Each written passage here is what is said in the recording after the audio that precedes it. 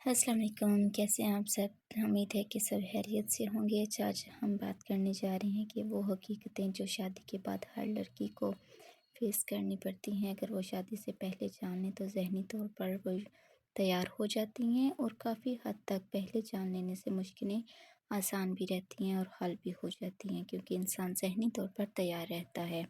یہ ویڈیو ان لوگوں کے لیے ہیں جو ان کی عمر 18 سال ہے یا 18 سال سے اوپر ہو چکی ہیں یا جن کی شادی ہونے والی ہیں۔ تو کچھ اہم باتیں جن کا جاننا بہت ضروری ہے۔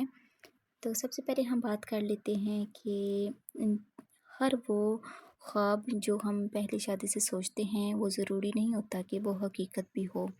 حد سے زیادہ امیدیں پال لینا خود اپنے لیے مشکل پیدا کرتا ہے۔ امید کسی سے نہیں لگانی چاہیے، ایسا ہوگا ویسا ہوگا جو ہم ناولوں میں پڑھتے ہیں یا ہم ڈراموں میں دیکھتے ہیں۔ حقیقت میں کچھ ایسا نہیں ہے، کچھ بھی نہیں ہے۔ وہ صرف پیسہ لینے کے لیے ویڈیو بناتے ہیں، تصاویر بناتے ہیں، پوز بناتے ہیں یا کہیں ڈیٹ وغیرہ پہ جاتی ہیں۔ حقیقت میں کچھ ایسا نہیں ہے، آپ مت سمجھیے گا یا مت سوچیے گا کہ ایسا کچھ ہوگا۔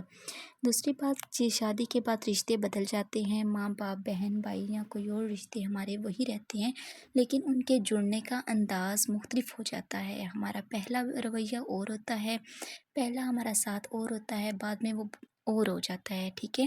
تو سوچ سنبھل کر ہم ان سے بات چیت کرتے ہیں۔ یہ رشتے پل بھر میں ٹوٹ بھی سکتے ہیں ایک نازک سے ہمارے رویے سے۔ تو اس لیے ہمیں خود پہ قابو رکھنا ہے، ہمیں اپنے جذبات کو کنٹرول میں کرنا ہے، ہر بات ان کے گوش گزار بھی نہیں کرنی اور ہر بات ان سے چھپانی بھی نہیں ہے، اعتدال میں رہ کے، ٹھیک ہے۔ تیسری وہ بات جو ہم اپنی آنکھ سے دیکھتے ہیں اس پر اعتبار نہ کیا کریں۔ ہر وہ بات ہمیں شادی کے بعد دوسروں کی آنکھ سے دیکھنی چاہیے۔ جیسا کہ اگر ہم میکے میں رات کو اٹھتے ہیں واش روم جانے کے لیے یا کال کرنے کے لیے بیٹھ جاتے ہیں، ہمیں پتہ ہے ہمارے ماں باپ ہمیں دیکھتے ہیں، جانتے ہیں، ہم پہ ٹرسٹ کرتے ہیں، وہ کچھ نہیں ایسا سوچتے نیگیٹیو۔ لیکن اگر یہی روٹین ہم شادی کے بعد کریں، واش روم رات کو جائیں تو دیکھ لیں کہ کوئی اور جاگ نہ رہا ہو، کسی اور کی موجودگی میں بیٹھ نہ جائیں، کال کرنے کے لیے نہ جائیں، کیونکہ کوئی اگر دیکھتا ہے تو وہ کچھ بھی سوچ سکتا ہے، ٹھیک ہے۔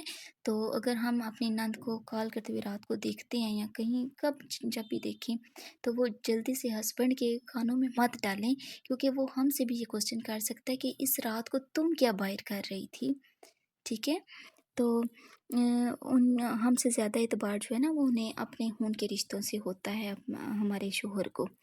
تو چوتھی بات وہ کہ شوہر کوئی فلمی ہیرو نہیں ہوتا اور سسرال کوئی خوابوں کی دنیا نہیں ہوتی جہاں پہ جو بھی خواب ہم دیکھتے ہیں وہ پورا ہوگا۔ سسرال ایک ریئل حقیقت ہے، ٹھیک ہے۔ اور شوہر جو ہم فلمی ہیرو دیکھتے ہیں نا وہ بالکل بھی ویسا نہیں ہوتا۔ وہ شوہر ہوتا ہے جو عزت کروانا چاہتا ہے، جو حکمرانی چاہتا ہے، جو ہر بات منوانا چاہتا ہے، ہمارے آنسو پوچھنا نہیں چاہتا۔ ہر شوہر کو روتی ہوئی عورت کبھی اچھی نہیں لگتی، ٹھیک ہے۔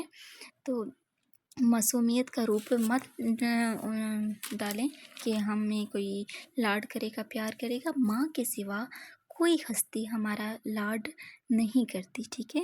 اور ہم انسان جو ہوتا ہے نا وہ ہمارا بوجھ صرف ہم نے خود اپنے کندھوں سے اٹھانا ہے۔ بوجھ صرف مردوں کا اٹھایا جاتا ہے جو اس دنیا سے چلے جاتے ہیں، جو سانس لے رہے ہوتے ہیں ان کا بوجھ نہیں اٹھایا جاتا، ٹھیک ہے۔ تو پانچویں بات، خاموشی ہر مسئلے کا حل نہیں ہوتا اور لڑائی ہر مسئلے کا جواب نہیں ہوتا، ٹھیک ہے۔ اعتدال سے رہیں، نہ تو ہر بات پہ خاموش رہیں، اپنا حق مانگیں، اپنی عزت کروائیں، اور نہ ہی ہر مسئلے پر یا ہر بات پر لڑائی کرنا سیکھیں۔ وہی لڑکی سمجھدار ہوتی ہے جو سلیقے سے بات کرنا جانتی ہے اور موقع دیکھ کے بات کریں، ٹھیک ہے۔ اور جو کچھ ماحول میں ہوتا ہے اس کو ذہن پر سوار مت کیجیے گا، ٹھیک ہے۔ اللہ تعالیٰ نے 2 کان دیے ہیں، دونوں کانوں کا استعمال کرنا چاہیے۔ شادی کے بعد ایک کان سے باتیں سننی چاہیے اور دل میں بٹھانے کی بجائے دوسرے کان سے نکال دینی چاہیے، ٹھیک ہے۔